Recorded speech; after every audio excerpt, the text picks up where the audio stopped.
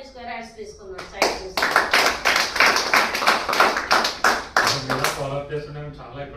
ఎట్లా చెప్పాలి, మనం ఎట్లా అప్రోచ్ అవ్వాలి కస్టమర్స్ని.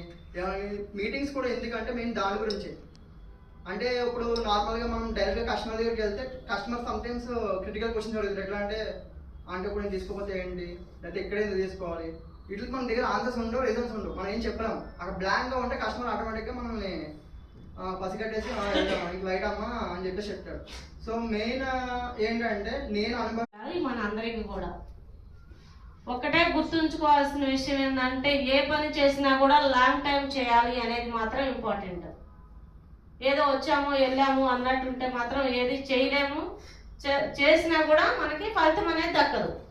ఏది చేసినా మినిమం 3 years మనం ఒక దగ్గర నిలబడి ఒక పని చేస్తే మాత్రమే రిజల్ట్ అనేది వచ్చింది. సో ఇప్పుడు ఇక్కడికి వచ్చిన వాళ్ళలో ఏంటంటే